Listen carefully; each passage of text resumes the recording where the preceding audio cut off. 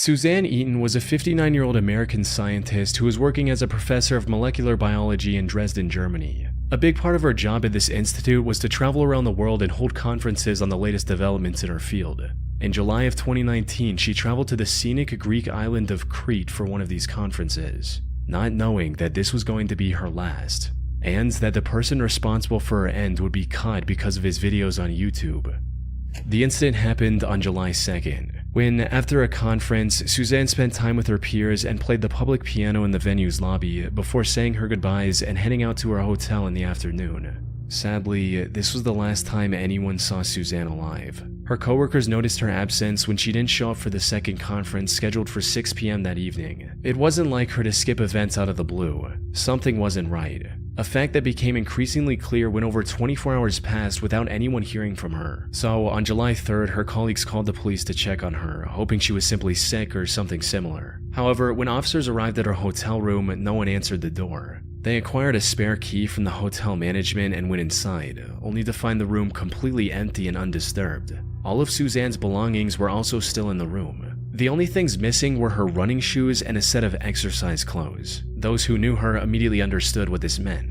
You see, in addition to her academic prowess and piano expertise, Suzanne was also an athlete at heart. She was a double black belt in Taekwondo, and despite her age, loved going on a run every day. Knowing this helped investigators narrow down what might have happened to her. Put simply, she likely went on a run soon after returning to her hotel on July 2nd, and something went wrong after that.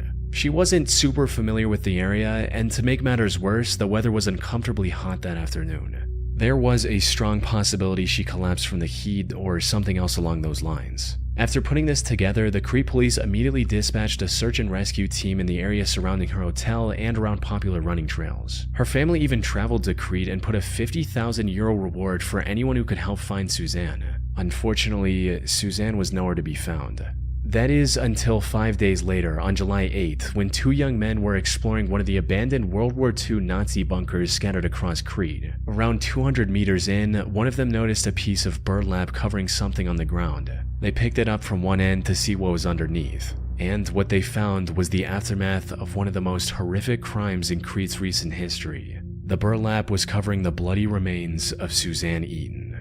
A later autopsy report discovered that Suzanne had several broken ribs, multiple fractures throughout her body, a missing ear, and much, much more. Whatever happened to her certainly was not an accident. The investigators began searching for clues, and fortunately it didn't take long for them to make their first major breakthrough: a set of car tire tracks leading up to the entrance of the bunker. Analyzing these tracks allowed investigators to find the car responsible for transporting Suzanne's remains to that bunker. It belonged to 27-year-old Yanis Paraskakis, a local sheep farmer. But when questioned, Yanis feigned ignorance and claimed that him driving through that area on that day was nothing more than a coincidence. He went as far as to say that he didn't even know about the existence of that bunker, a lie that would eventually lead to his arrest. You see, Yanis had a dream to become a successful YouTuber. He started a channel with his own name in 2012 and began posting videos. However, if you go to his channel today, all you'll find are 3 videos of him performing an ancient Chinese martial art and meditation technique called Qigong. That's because a couple days before Suzanne's body was discovered, Yanis deleted every other video on his channel. And once authorities recovered some of these deleted videos, it became clear why. You see, most of these deleted videos involved Yanis exploring abandoned World War II bunkers, including the one where Suzanne's remains were discovered. This contradiction gave the authorities the go-ahead to formally arrest him on July 15. It also allowed them to investigate him further, and the evidence they discovered was overwhelming. As it turned out, the land where this bunker was located was owned by Yanis's family. Investigators also found traces of Suzanne's blood in his car's trunk. When confronted with this evidence, Yanis cracked and told the whole story. According to him, he saw Suzanne running down the road and something came over him. He hit her with his car twice before putting her in his car, driving to the bunker, and ending her life there.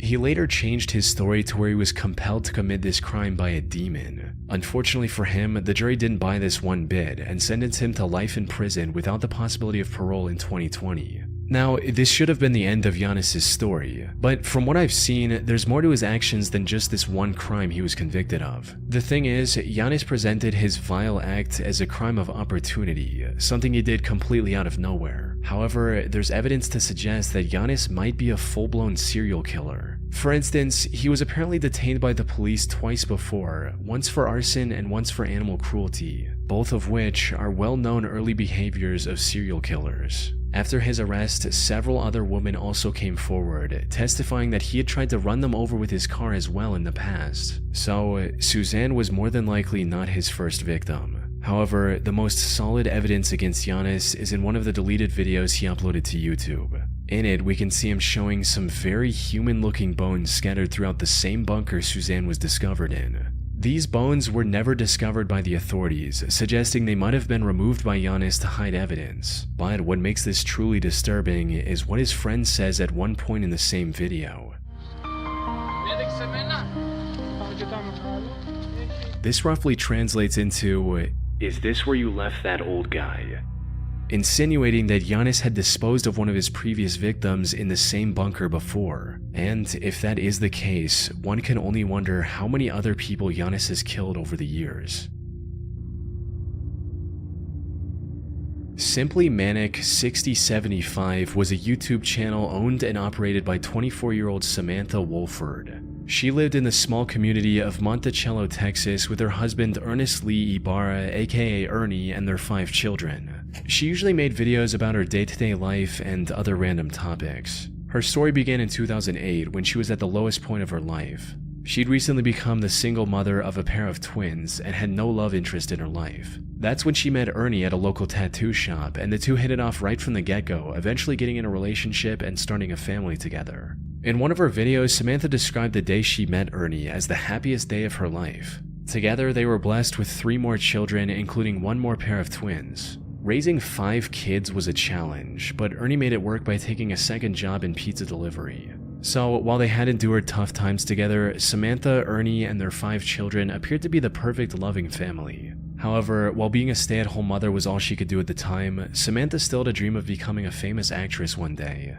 I've always wanted to be an actress. I think it is so much fun. I've been extras in movies. I've had small parts in like short films. It is so much fun and it is so beautiful. It is one of the most amazing forms of art ever to be able to express yourself that way. I think it's amazing.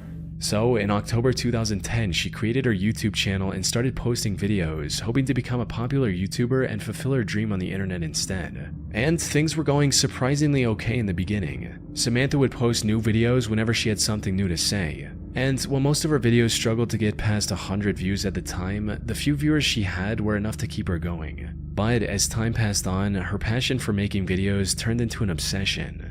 She started spending more of her time on making videos than her family, putting even more pressure on an already stressed out Ernie. Around 2014, she also started accusing Ernie of hurting her in her videos, hinting at just how bad their relationship was going. But then, after posting a seemingly random video in March of 2014, Samantha mysteriously vanished from the internet. Maybe she lost interest in YouTube or just wanted to focus on her family again. No one knew exactly why she quit so abruptly. Then, on the 20th of February 2015, viewers finally received the update they were waiting for. Unfortunately, it was far more tragic than anyone could have imagined. It started with the Texas police receiving a call from one of Samantha's aunts asking them to save her niece's life. Cause County 911, what's your emergency? I have a home invasion. My niece is tied up. I am at the verge of untying my niece at this particular moment. Okay, she's tied up. She is tied up and gagged. And gagged? Is that what Yes, you said? ma'am. Is there anybody else there?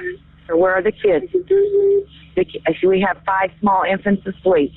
Apparently, 3 masked men broke into their home in the middle of the night and attacked the couple while they were asleep. The intruders then tied Samantha in her bedroom and after hitting him with a gun a few times, kidnapped Ernie. Samantha somehow managed to get her ties loose enough to call her aunt, who then contacted the police after arriving at Samantha's home herself. By the time officers arrived, Samantha's aunt had set her free from the restraints. The kids were fortunately safe as well.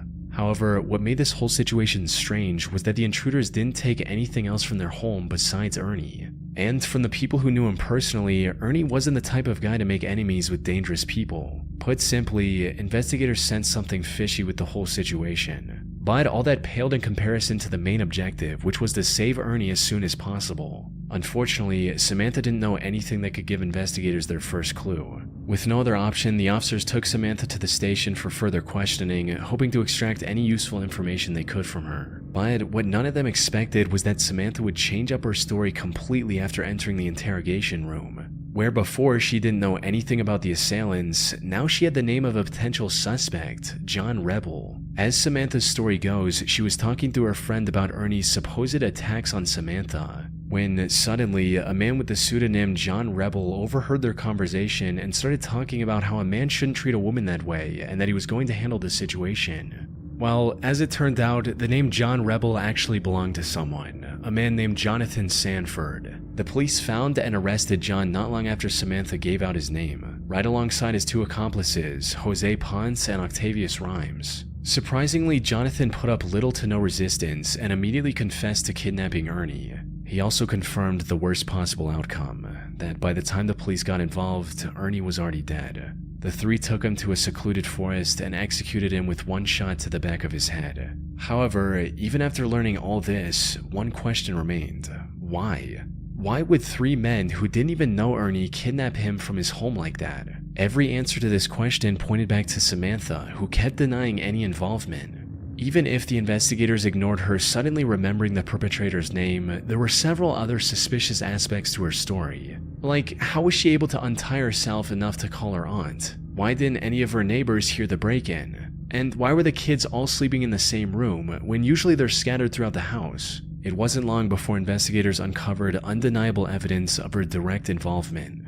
This included instruction messages she sent to Octavius when the officers were trying to call Ernie's phone, which he had on him. These read, "Kill his phone, shut that down, ditch phone, move." There was no doubt about it at this point. Samantha was in colluding with her husband's killers. And as the investigation went on, the real story came out as well. Samantha had apparently become addicted to the idea of becoming a famous YouTuber, and her neglect of the kids became a constant source of fighting between the couple. But instead of resolving the issue like a responsible adult, Samantha colluded with her friend's boyfriend to hatch a cartoonishly evil scheme to get rid of Ernie. They first wanted to plant hard drugs in his car and get him arrested, but later made the heartless decision that taking his life would be much easier. There's also a chance that Samantha went with the murder plan because it would have brought her more attention on YouTube. She was eventually sentenced to 149 years in prison for killing her own husband, leaving her 5 children completely orphaned in the process. Diana Lovejoy was a successful technical writer living in the town of Carlsbad, California with her husband Greg Mulvihill. However, while her corporate job paid the bills, Diana's true passion was becoming a triathlon athlete and documenting her journey on video, resulting in her eventually starting her own fitness blog called Lovejoy Fitness and a YouTube channel by the name of Heavy DJ. She started this channel all the way back in 2008 and over the years used it to document various parts of her life. From meeting her parents after a long time to going scuba diving with her husband. At one point, she even tried to become a cooking show host of sorts. Doesn't that smell nice? Unfortunately, her channel never really took off, forcing her to eventually cut her losses and move on with her life in March of 2012. Or at least that's what it looked like from the outside. In reality, Diana's reason for abandoning her YouTube channel was kind of wholesome. You see, Diana and Greg had been trying for a baby for years by this point. Tragically, Diana had suffered 8 different miscarriages and was quickly losing hope. But then in September of 2012, the two were blessed with a perfectly healthy baby boy, marking an end to their struggle. However, what should have been a moment of celebration started a downward spiral of lies and betrayals, eventually culminating in an assassination attempt. Things started going downhill when just a few months after the birth of their son, Greg lost his job, leaving Diana as the sole breadwinner. The stress of the previous miscarriages, combined with the crushing weight of having to support a family in an extremely expensive city all on her own, spelled disaster for their marriage. It wasn't long before the two were constantly fighting with each other. Things escalated even further on July 9, 2014, when Greg returned home only to see a police officer waiting for him at the door. The officer explained that Greg wasn't allowed to enter his own home because, as it turned out, Diana had accused him of attacking both her and their son. What followed was a nearly 2-year-long divorce mediation, during which the investigators found no evidence supporting Diana's accusations, allowing Greg to get a 50-50 custody of their son. Diana was also ordered to pay $120,000 as a part of their divorce settlement in late 2015. But before the divorce could be finalized, Greg received a phone call from an anonymous number that changed everything. The voice on the other end claimed to be a private investigator Diana had hired recently. And according to this investigator, he already had solid proof of the attack claims Diana had made against Greg. But for some unknown reason, he wanted to help Greg win the case, so he claimed to have left the documents taped to a power pole located on a small hiking trail near Greg's home. Greg naturally found this whole thing pretty suspicious and decided to take one of his friends with him to the pole on the night of September 4th, 2016. Sadly, despite his suspicions, he failed to grasp the true intentions of the strangely helpful private detective. Hello, this is 911. Yes. My friend has just been shot. Do you know who shot him? There's a guy lying down like a sniper. A sniper? Did you see him at all? Briefly, we saw the gun, and he shot at us like 6 or 7 times. When Greg reached the pole, a sniper opened fire on him, shooting him clean through the chest. Fortunately, the bullet missed his heart by mere inches, giving him a second chance at life. By the time the police arrived, the shooter had already fled the crime scene. But a quick survey of the area allowed the investigators to uncover a pair of towels the shooter left behind. Running a DNA test on these towels led to a man named Weldon McDavid, Diana's shooting instructor. Weldon tried to deny any involvement at first, but the evidence against him was overwhelming, as after a thorough search, investigators were able to find another set of the same towels at Diana's place as well. They had also received CCTV footage of Diana buying the burner phone Weldon later used to lure Greg into the secluded area. Most importantly, investigators also found the gun Weldon used on Greg, hidden in the rafters of his garage. By this point, it was clear that Diana was the one who wanted to get rid of Greg, likely to avoid paying the divorce settlement and keep full custody of her son. Diana and Weldon were arrested for the attempted assassination on Greg Mulvihill and tried for their crimes in November 2017. Both were found guilty, with Diana sentenced to 26 years to life and Weldon to a harsher 50 years to life. The only silver lining in this entire case is that Greg was able to make a full recovery and is now living with his son.